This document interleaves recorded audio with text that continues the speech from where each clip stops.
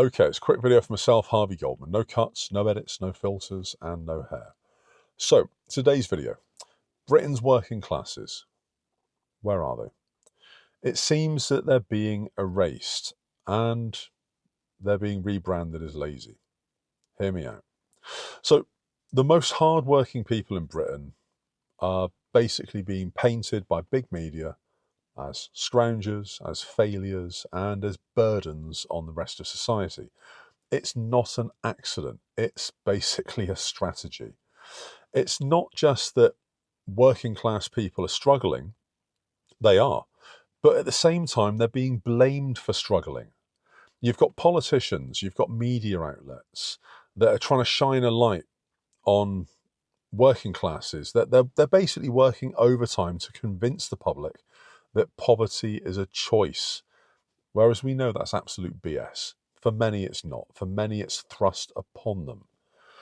So we need to expose the cultural and political machinery that's behind class erasure.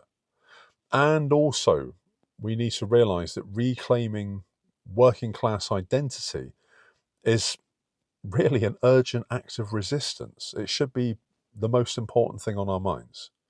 We need to take it back. You've got tabloids like The Sun, like the Mail. They push stories out about benefit cheats and so on, despite most claimants being actually in work and just needing to claim because their wages are so crap.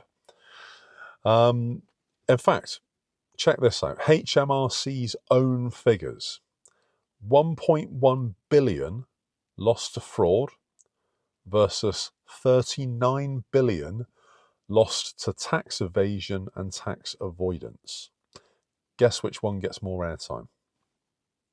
Figure it out. Things like working class accents, they're still, and this is backwards, they are still equated with lower intelligence in schools and in the workplace. And that's ridiculous, absolutely ridiculous. And how, when we've got this culture of DEI running rampant through our workplace and our hiring systems, how is that even a thing that accents can dictate somebody's intelligence? It's ridiculous, absolutely ridiculous. It's almost the same as saying that race indicates somebody's suitability to do a job. It's absolute BS.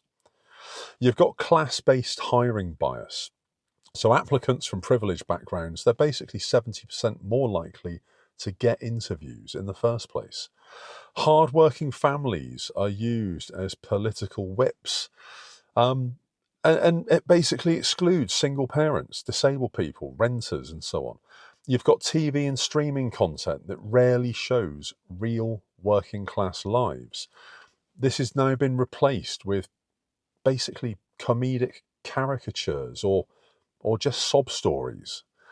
Middle class now means debt-fueled aspirational survival. And the real working class has simply been made invisible. They're trying to evaporate it. So being working class isn't shameful. Absolutely not. But staying silent whilst big media and politicians try and erase the truth, that absolutely is. What are your thoughts on this? Drop it in the comments. Let me know. So YouTube's going to put another video here.